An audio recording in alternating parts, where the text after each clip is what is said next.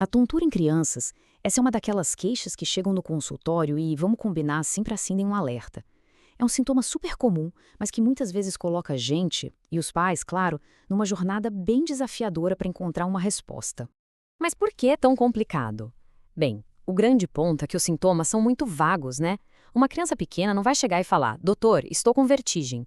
Ela vai dizer que o quarto está girando, ou simplesmente vai parecer mais instável, talvez um pouco desequilibrada. E para complicar, aqueles exames vestibulares que a gente usa em adultos, eles não são tão fáceis de aplicar nem tão confiáveis nos pequenos.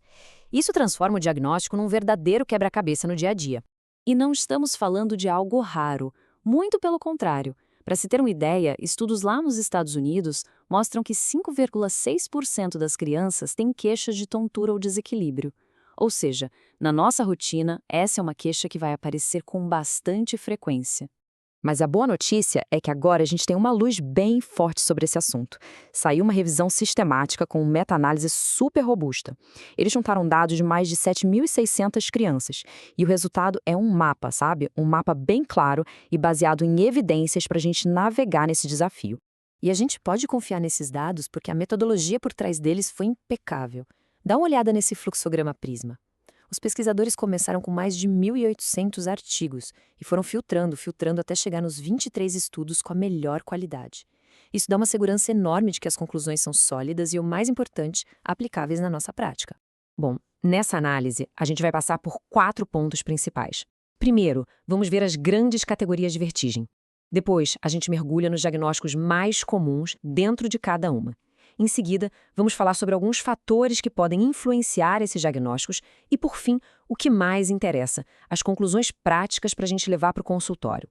Então, vamos começar pelo começo, a visão geral.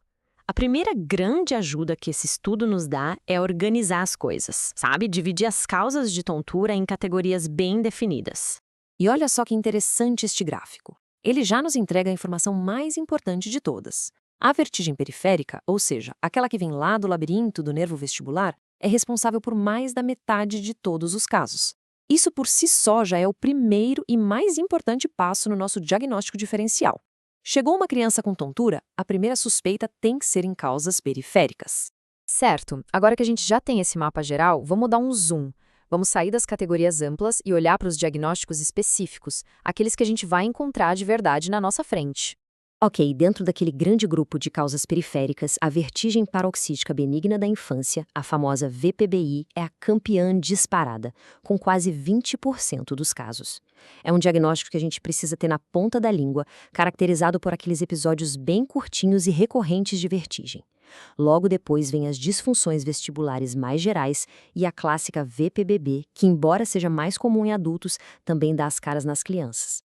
Agora, vamos mudar o foco. E se a nossa suspeita for de uma causa central, ou seja, algo vindo do cérebro?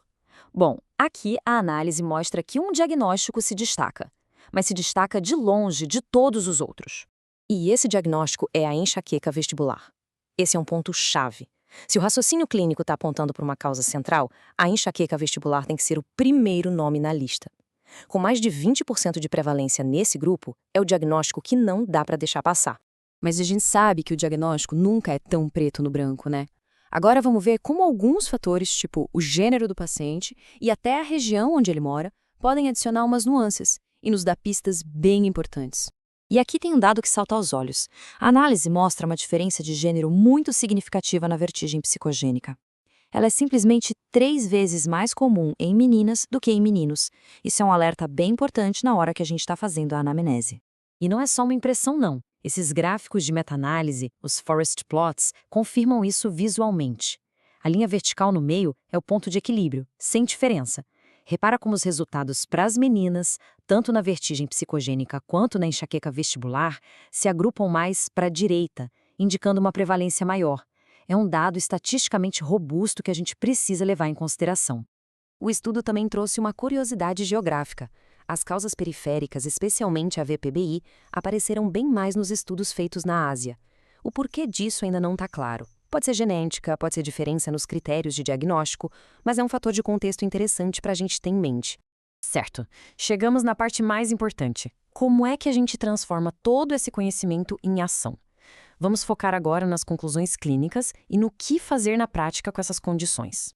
Essa tabela resume bem nossas principais linhas de tratamento. Para enxaqueca vestibular, a gente pensa em terapia sintomática e profilática. Para VPVP, a abordagem é mais mecânica, com a manobra de Epley modificada. Se a causa for infecciosa, como otite ou sinusite, é tratar a causa base, com antibiótico. E nos casos psicogênicos, o encaminhamento para a saúde mental é fundamental. Então, para a gente fechar e levar para o dia a dia, primeiro, a grande maioria das vertigens é periférica. Segundo, se a suspeita for central, pense primeiro em enxaqueca vestibular. Terceiro, fique de olho na maior prevalência de vertigem psicogênica e enxaqueca vestibular em meninas. E por último, o manejo inicial para muitas dessas condições é o bom e velho tratamento sintomático. Agora, para fixar bem, vamos passar por umas perguntinhas rápidas. Primeira, qual é a categoria geral mais comum de vertigem em crianças? A resposta é vertigem periférica. Segunda pergunta, e quando a gente pensa nas causas de origem central, qual é o diagnóstico que tem que acender a lâmpada primeiro? Isso mesmo, enxaqueca vestibular. Pergunta número 3. A vertigem paroxística benigna da infância, a VPBI, é a principal causa dentro de qual daquelas grandes categorias? Ela pertence à categoria de vertigem periférica.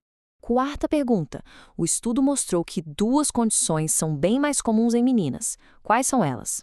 As respostas são vertigem psicogênica e enxaqueca vestibular. E a última, para fechar.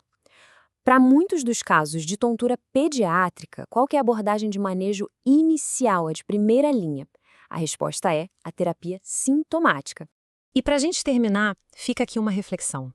Como é que esse roteiro que a gente viu, as categorias, as prevalências, os fatores de influência, pode ajudar a transformar aquela queixa tão vaga de tontura em um diagnóstico mais preciso e, claro, num tratamento mais eficaz para o próximo paciente que aparecer no consultório?